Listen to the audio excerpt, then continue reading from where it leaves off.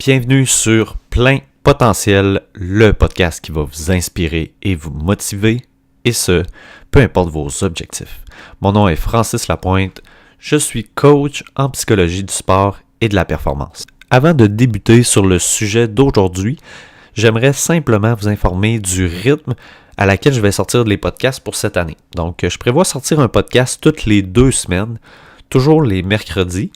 Pour l'instant, je sors un podcast seul, suivi d'un podcast avec invité, puis je vais suivre ce rythme-là pendant un certain temps, mais il est possible aussi que j'augmente le nombre de podcasts avec invités au fil des semaines. Ce sera vraiment sur YouTube que je vais sortir le plus de contenu, parce que je peux autant mettre en ligne les podcasts que des vlogs, des capsules, et encore plus. Donc ça reste à voir qu'est-ce que je vais sortir sur cette plateforme-là, mais abonnez-vous certainement à ma chaîne sur YouTube pour avoir toutes les dernières nouveautés là, que je vais sortir. Aujourd'hui, le sujet du jour, je vais vous parler de l'importance d'être constant. Je vais commencer avec 2 citations de personnalités assez connues. La première, c'est une citation de Bruce Springsteen qui mentionne « Obtenir une audience, c'est difficile. Maintenir une audience, c'est difficile. Ça demande de la constance au niveau des pensées, au niveau du but et des actions sur une longue période de temps. » La deuxième citation, c'est une citation de Dwayne Johnson, alias The Rock, qui dit « Le succès, c'est pas toujours à propos de l'excellence. C'est plutôt à propos de la constance. Un travail fort, constant, mène à du succès. L'excellence va venir ensuite. » Il s'agit vraiment de 2 grandes citations, de 2 grandes personnalités. Dwayne The Rock Johnson, qui est passé de lutteur professionnel à acteur dans les plus gros films américains. Dwayne, c'est un adepte de musculation qui est très discipliné dans ses entraînements. Si vous le suivez sur Instagram, vous le connaissez aussi probablement pour ses cheat meals, donc ces fameux repas là, de triche où il se permet de manger des dizaines de pancakes. Et c'est une personnalité qui a réussi à s'adapter au fil des années en passant d'un titre de lutteur à un acteur. Donc, il a su bien faire la transition puis à toujours rester d'actualité là, et à maintenir aussi une base de fans très solide. Tandis que Bruce Springsteen, c'est un musicien-chanteur qui est maintenant âgé de 69 ans et il est toujours musicien actif. Il a sorti son premier album en 73 puis il continue encore de faire des spectacles à ce jour. Donc il s'agit vraiment de 2 modèles de constance, un acteur et un musicien qui ont su se renouveler puis rester pertinents pour leurs fans. Ce que je retiens de ces 2 citations-là, c'est que se faire connaître, c'est extrêmement difficile, mais c'est probablement autant difficile de maintenir une carrière sur le long terme. Aujourd'hui, je vais vous parler de l'importance d'être constant quand on veut faire sa place. Je vais vous partager mes conseils parce que je crois que c'est quelque chose que j'ai été capable de développer assez bien avec les années. Peut-être que vous vous dites actuellement qu'il n'y a rien de difficile à être constant, qu'il n'y a pas grand secret là-dedans et que ce qu'il suffit de faire, c'est de continuer de travailler. Peut-être effectivement que pour certaines personnes, c'est plus facile. Mais peut-être aussi que pendant certains jours, vous n'avez aucune difficulté à le faire, mais d'autres journées, c'est plus difficile. C'est effectivement assez difficile d'être constant sur une année entière, par exemple, là, année après année. Comment qu'on fait? J'avais demandé aux personnes qui me suivent sur Instagram de me donner leurs trucs. Qu'est-ce qui, pour eux, leur permet d'être constant? Une des réponses que j'ai eues, c'est la suivante. Pour être constant, il faut le faire en fait pour les bonnes raisons, puis surtout de le faire pour soi et non pour les autres. Il s'agit effectivement d'un excellent conseil de la part de Elisabeth là, qui m'a écrit sur Instagram. Et qu'est-ce qui m'a donné l'idée en fait de parler de ce sujet-là aujourd'hui? C'est que en fait j'ai réalisé il y a quelques mois que j'étais quelqu'un d'assez constant justement dans tout ce que je fais. Je vais pas nécessairement très rapidement dans mes projets, mais je suis capable de les maintenir sur une longue période de temps. Ça fait plusieurs années que je m'entraîne et ça paraît peut-être pas, là, je suis pas suis pas la personne la plus musclée ou la plus en forme, mais je suis capable de maintenir un plan d'entraînement sur le long terme. Et je crois que ce qui me permet de faire ça, c'est de m'adapter toujours. Parce qu'au fil des années, il y a eu vraiment plusieurs phases différentes, là. Il y a eu, au début, pourquoi je m'entraînais, c'était vraiment pour me sentir bien dans ma peau, pour être plus en santé. Puis il n'y avait pas vraiment d'objectif de prendre du poids, perdre du poids, rien de ça. C'était vraiment plus pour me maintenir en forme. Donc un objectif plus général. Puis au fil des années, il y a eu vraiment plusieurs objectifs différents. Ça a changé souvent, mais je me suis pas découragé. C'est plus que je me suis adapté.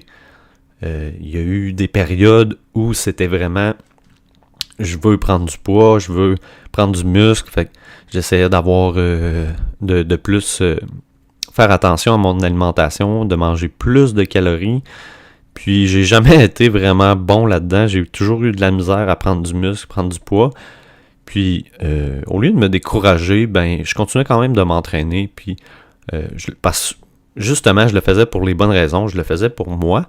Puis même si des fois c'était décourageant que j'étais pas capable d'atteindre ce que je voulais, je me sentais quand même bien quand je m'entraînais. Je pense que c'est vraiment un élément essentiel dans la constance, c'est de s'adapter et de toujours réévaluer. Puis quand on réévalue, c'est de toujours se demander pourquoi je fais ça. Pourquoi je le fais aussi de cette manière-là. Puis ce que fait un n'est pas nécessairement bon pour une autre personne. Ce que j'ai remarqué, c'est que souvent, ce qui fait qu'on décroche, qu'on arrête de faire une activité, un sport, qu'on abandonne quelque chose, ça rejoint souvent 3 choses différentes, 3 raisons. La première, c'est qu'on est incapable de s'adapter aux changements qu'on rencontre sur notre route. Par exemple, si tu souhaites apprendre un nouvel instrument, que tu t'es dit que tu allais pratiquer 3 fois par semaine, puis éventuellement, il y a une semaine où, pour une raison quelconque, tu manques de temps, puis tu le fais pas.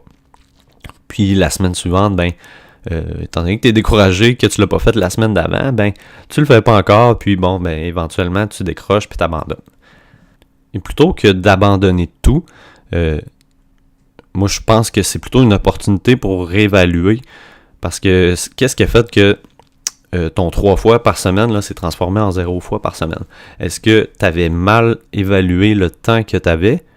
Est-ce que l'endroit où tu avais placé cette activité-là dans ta journée, c'était pas réaliste? Donc, est-ce que c'est simplement de mieux placer cette activité-là pour que tu puisses être capable d'atteindre ton objectif? Et même que j'ajouterais que dépendamment de ce que tu veux faire, comme là par exemple, avec l'exemple d'apprendre un nouvel instrument, il y a quand même des périodes dans la journée où on évalue qu'on est plus créatif. Et je crois que c'est un aspect important au niveau musical, donc la créativité. Et souvent, c'est en fin de journée. Fait que des fois, c'est juste ça, c'est vraiment juste de réévaluer qu'est-ce qui s'est passé, puis plutôt que de juste faire aucune analyse de pourquoi je l'ai pas fait cette semaine. Donc, c'est important de penser à ces choses-là. Deuxième chose qui se produit, selon moi, quand on décroche, quand on abandonne une activité, ça peut être qu'on le fait pas pour les bonnes raisons. Donc, comme je mentionnais tantôt, donc je vais donner un exemple. Si mes motivations pour démarrer mon entreprise ne sont que monétaires, je vais probablement abandonner après quelques semaines parce qu'une entreprise qui démarre, ça fait pas d'argent. Et je suis assez bien placé pour vous parler de ça parce que je suis moi-même nouvellement entrepreneur, travailleur autonome. Et il y a eu des semaines où ce que je publiais sur Facebook, il n'y avait pas grand monde qui lisait mes publications. Puis c'est sûr qu'encore à ce jour, là, j'ai pas la plus grande communauté sur Facebook, là, mais je vois qu'il y a une évolution. Et je suis persuadé que c'est en partie en raison de ma constance, parce que je publie des choses de façon vraiment régulière, à chaque semaine, du contenu varié aussi. Et je pense que c'est ça qui m'a permis là, de continuer de développer, puis c'est ça qui va me permettre aussi dans le futur de continuer d'aller chercher des nouvelles personnes qui vont se joindre à ma communauté et éventuellement, ça devient peut-être des clients. Et une troisième raison pourquoi les personnes vont avoir tendance à décrocher ou abandonner, c'est que les buts ne seront pas réalistes. J'en ai parlé récemment dans le podcast avec Momentum HV. J'ai été sur son podcast et on parlait des résolutions versus objectifs de la nouvelle année. Puis c'est vraiment c'est vraiment un bon exemple. Les résolutions, c'est un cas typique de passer de rien à tout. Donc la personne qui fait rien pendant des années, puis un bon mois de décembre et janvier, elle décide qu'elle va changer complètement sa vie. Donc l'intention derrière ça est pas mauvaise, mais les buts sont pas réalistes. Ça fait des années que j'ai des mauvaises habitudes. Faut pas que j'aille trop rapidement dans les modifications de tout ce qui est de tout mon quotidien là. Faut y aller progressivement. Donc ça, je pense que c'est probablement ce qui se produit le plus souvent là, dans les trois exemples, les trois raisons que je viens de donner qui font qu'on décroche et qu'on n'est pas constant dans ce qu'on fait. Et en terminant, là, je vais vous donner mon truc ultime pour la constance. Je l'ai mentionné un peu juste avant. Le truc, c'est d'y aller vraiment progressivement. Par exemple, moi, depuis quelques mois, j'ai intégré le yoga dans ma routine. Quand j'ai commencé, j'ai fait l'erreur justement d'y aller trop sec. J'ai fait je crois que je voulais faire un 30 jours de yoga, donc à tous les jours. Puis j'ai fini par abandonner, puis j'ai pas réussi à le faire. C'était trop passer de 0 à 30, là, parce que je faisais pas de yoga du tout. Puis à un moment donné, j'ai recommencé à intégrer le yoga, mais je suis allé de façon moins rigide, puis moins ambitieuse, là, si on pourrait dire. Autrement dit, plutôt que de vouloir en faire chaque jour, j'ai plutôt choisi de le faire 5 fois par semaine, les jours que je souhaite. Donc, pas nécessairement me dire je vais le faire du lundi au vendredi 5 fois semaine. Non, 5 fois semaine, puis c'est moi qui le place où je veux dans mon horaire. Et ça m'a vraiment aidé. Puis maintenant, c'est vraiment rendu intégré dans mon quotidien. Puis je suis rendu beaucoup plus flexible aussi avec ça. Dans le sens qu'au début, si je le faisais pas le matin, je le faisais pas de la journée, parce que je me disais il faut que je le fasse le matin parce que c'est la meilleure période pour faire du yoga. C'était vraiment une idée que j'avais intégrée, comme quoi il fallait que ce soit le matin, mais c'était vraiment pas grave. Puis maintenant, c'est ce que je me dis. Je me dis, à matin, ça me tente pas nécessairement, j'ai pas l'énergie pour le faire. Je me dis que c'est pas grave, puis qu'il me reste encore toute la journée pour le faire. Et parfois, ça m'arrive aussi de le faire 4 fois dans ma semaine, puis je me tape pas dessus, là. Je regarde plutôt ce qui s'est passé, et la plupart du temps, il y a une bonne raison. Comme par exemple, il y a des semaines où je retourne dans ma région, et donc je passe la fin de semaine en fait dans ma région, puis ça fait que la semaine aussi est plus chargée dans ce temps-là, parce que je fais rien de ma fin de semaine en termes de productivité d'entreprise ou en termes de rédaction de ma thèse non plus, et de mes emplois divers, là. Il y a des périodes où c'est facile de le faire 5 fois semaine. Il y a des périodes où je vais le faire un peu moins, puis j'abandonne pas pour cette raison-là. Puis il y a aussi des périodes où je vais le faire 1 ou 2 fois par semaine, comme dans le temps des fêtes. Puis c'est moi qui choisis de le faire, en fait. Je subis pas le temps des fêtes. Je choisis, je me dis je vais être plus occupé, donc je vais le faire un peu, mais je vais avoir moins de temps, donc je vais le faire 1 fois ou 2 par semaine, puis ça va être assez, là. Après ça, je reprendrai mon rythme normal.